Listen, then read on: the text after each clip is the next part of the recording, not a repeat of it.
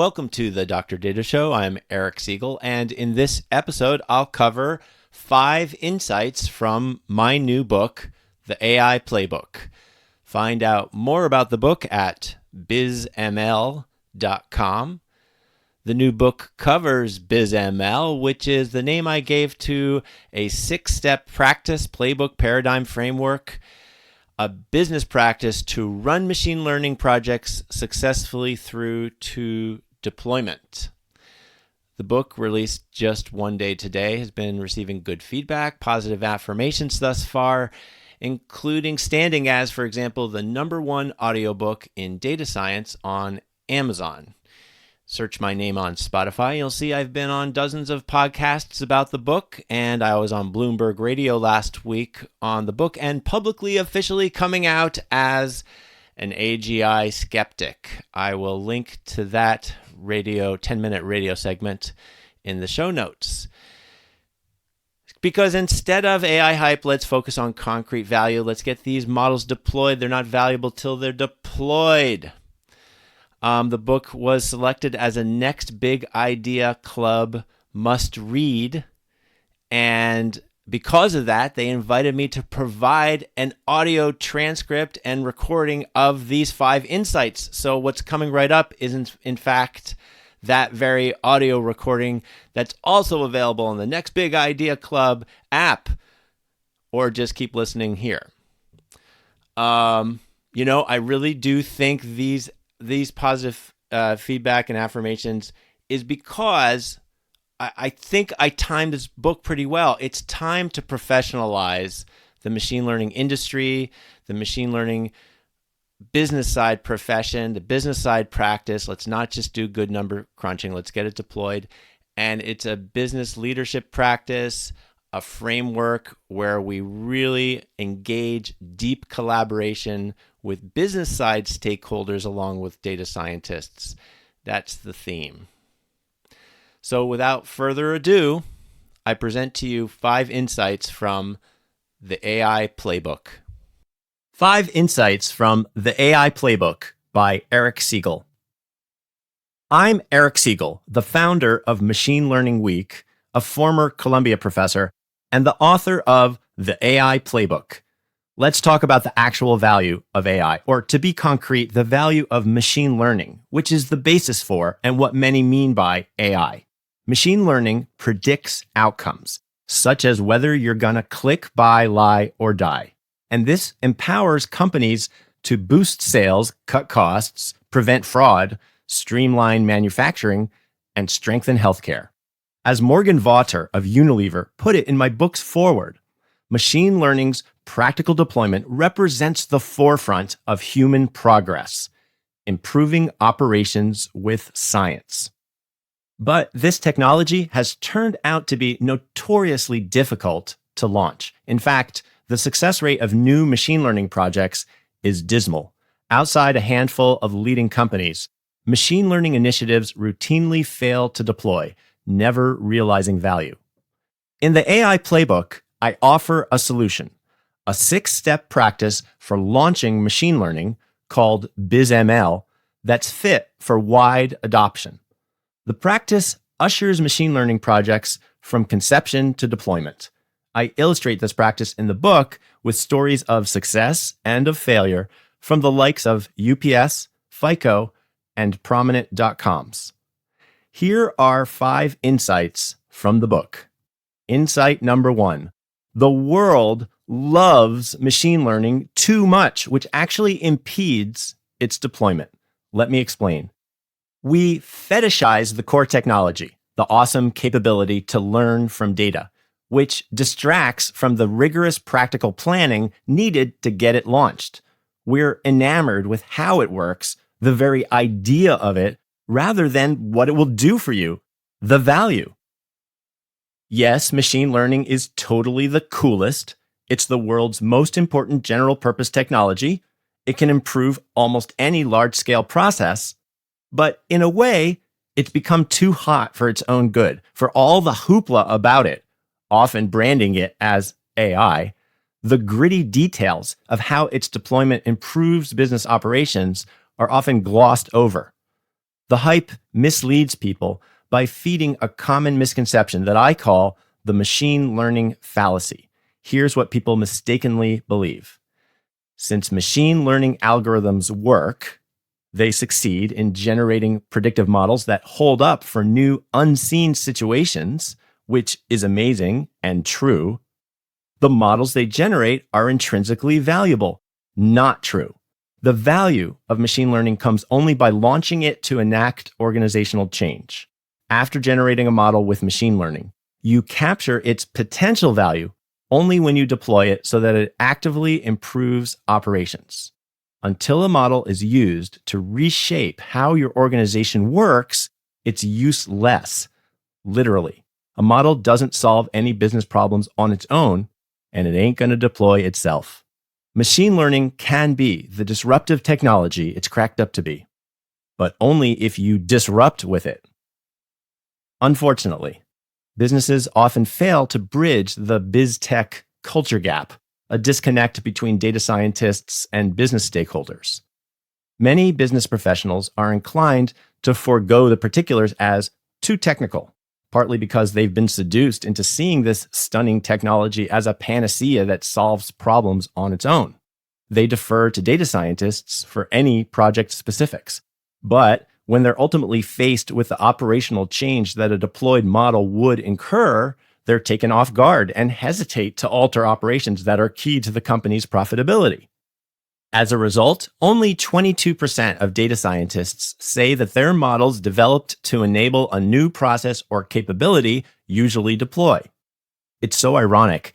People tend to focus more on the technology than how it should deploy, which is like being more excited about the development of a rocket than its launch.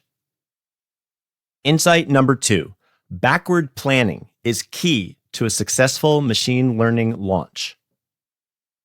The first step of the BizML practice introduced in the AI Playbook is to plan precisely how machine learning will be deployed to improve operations. This is a simple and yet surprisingly underutilized trick of the trade. In the book, I detail a glowing example from UPS. The company used machine learning to streamline its deliveries of 16 million packages a day. This use of machine learning is a key component of an optimization system that also prescribes driving routes, which annually saves the company 185 million miles of driving, 8 million gallons of fuel, $350 million, and 185,000 metric tons of emissions. This tremendous win came not just from advanced number crunching, but only when this century-old company was able to change its established ways. That's machine learning deployment, the culminating step of a machine learning project where predictions take action and make a measurable difference in everyday operations. The leader of this initiative, a man by the name of Jack Levis, not only led the idea formation and number crunching, but he also tackled a much greater challenge, implementing big operational change. He had to convince executives and, by way of a change management team that grew to 700 people, he also had to train great numbers of personnel working on the loading docks and driving the delivery trucks to follow new procedures that were built on the predictions generated with machine learning. What exactly does UPS predict with machine learning and why? Well, that brings me to insight number 3. Business professionals must upskill on a semi-technical understanding. To deeply collaborate on and make critical contributions to machine learning projects, all stakeholders need to ramp up on some surprisingly accessible and totally fascinating know-how. This means getting your hands a bit dirty. You can't just say, let's throw awesome technology at this problem. You need to get concrete about how the predictions that machine learning delivers will actively improve operations. In a nutshell, here's what you need to know about each project. What's predicted, how well, and what's done about it. For example, UPS improved its system that assigns packages to delivery trucks by predicting which destination addresses will receive a package tomorrow. These predictions augment the list of known deliveries so that a more optimal overall plan across trucks and packages can be carried out. loading the trucks overnight for the departure in the morning. The thing is, stakeholders have got to concern themselves with the gory details in order to help guide the project to a successful launch. This includes the full specifics about exactly what the project should predict. For UPS, this came down to, for each destination, how many package deliveries across how many truck stops will be required. Here's an example.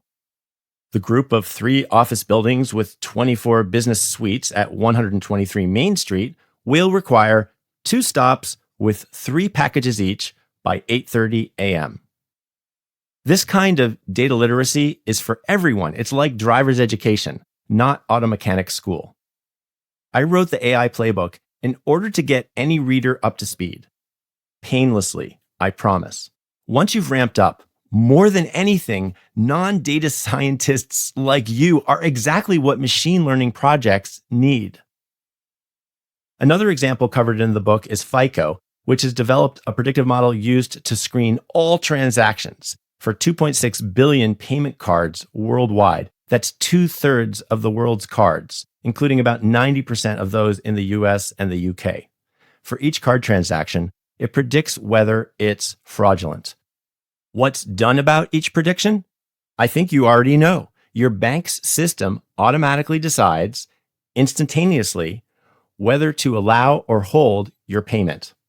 Okay, so when I mentioned what's predicted and what's done about it, I also mentioned a third critical factor, how well it predicts, which brings us to insight number 4. If you aren't measuring value, you're not pursuing value. Once you've established what machine learning will predict, the next question is how well it predicts. Fortunately, evaluating its performance doesn't require becoming a technical expert, since you can benchmark a machine learning model without regard to its inner workings. We can judge how well it predicts without necessarily judging how it predicts. Now, you will often hear of accuracy, a simple tally of how often a model predicts correctly. But accuracy is not only the wrong measure for most machine learning projects, it also feeds a common fallacy that tremendously mismanages expectations. In the book, I debunk some actual headlines, such as Newsweek, AI can tell if you're gay. Artificial intelligence predicts sexuality from one photo with startling accuracy. And the Daily Mail, AI-powered scans can identify people at risk of a fatal heart attack almost a decade in advance with 90% accuracy. Models don't generally predict anywhere near as well as a perfect magic crystal ball. So what kind of meaningful, useful number can you put on how well models do predict? There are 2 ways. The first, which is important to data scientists, is with technical metrics such as accuracy, often misleading, and a more useful one called lift, which is a kind of predictive multiplier. How many times better than guessing does it predict? There are many such metrics, and they're helpful to data scientists for quantifying a model's relative predictive performance, but they're insufficient because they provide no direct reading on the absolute business value a model could deliver. The other, which is important to business side stakeholders, is with business metrics, also known as key performance indicators, such as profit, savings, return on investment, and number of customers saved. These are straightforward for any stakeholder and relate directly to business objectives. They tell you the true value of the imperfect predictions machine learning delivers. But it turns out that technical metrics dominate the machine learning practice. They're pretty much the only kind of metric that most data scientists are trained to work with. This causes a deadly disconnect that leaves stakeholders lacking visibility into the value. They have no meaningful read on how good a model is. Since they can't make an informed decision on authorizing deployment, this often derails projects entirely. Wah, wah, wah. Although bridging this divide is rare, it's totally a surmountable challenge. Just make sure you get a data scientist who is committed to doing so. Now, once these best practices are in place, the stars align for deployment, but in addition to ensuring the project's business performance is good, make certain that your deployment is also doing good, which brings me to Insight number 5. We must take on responsible machine learning as a form of social activism. When you use machine learning, you're not just optimizing models and streamlining business, you're governing. In effect, models embody and implement policies that control access to opportunities and resources, such as credit, employment, housing, and even freedom when it comes to arrest prediction models that inform parole and sentencing. Insurance risk models determine what each policyholder must pay, and targeted marketing determines who gains discounts, exclusive deals, and even the awareness of certain financial products. When ML acts as a gatekeeper to these opportunities, it can perpetuate or magnify social injustice, adversely affecting underprivileged groups by undeservingly denying access disproportionately often. For starters, I advocate for the following standards, which I consider necessary but not sufficient. Prohibit discriminatory models. That is, don't allow models to make or influence decisions based even in part on protected classes like race and ethnicity. And ensure that costly errors, where the system makes a wrong decision that disadvantages an individual, do not take place more for one protected group than another. I also advocate for a person's right to explanation for algorithmic decisions, at least in the public sector. The thing is, companies generally refuse to take a stand on issues like these. They're mostly frozen by the vacuous cosmetics demanded by corporate public relations. It's often only to posture when firms call for machine learning deployment to be fair, unbiased, accountable, and responsible. These are vague platitudes that don't alone guide concrete action. Declaring them, corporations perform ethics theater, protecting their public image rather than protecting the public. Rarely will you hear a firm come down explicitly on one side or the other for the standards I just mentioned, for example. This means that the fate of the millions of people affected by machine learning rests in the hands of individuals, proactive leaders, to ensure that this technology is deployed responsibly. I'm talking to you, dear listener. By establishing ethical standards as a form of social activism, we can take a stand that makes a positive difference, rather than only conveying vague platitudes. Okay, those are 5 insights from the AI Playbook. Thanks for listening. I hope you find the book of value. Here's to your next successful machine learning launch.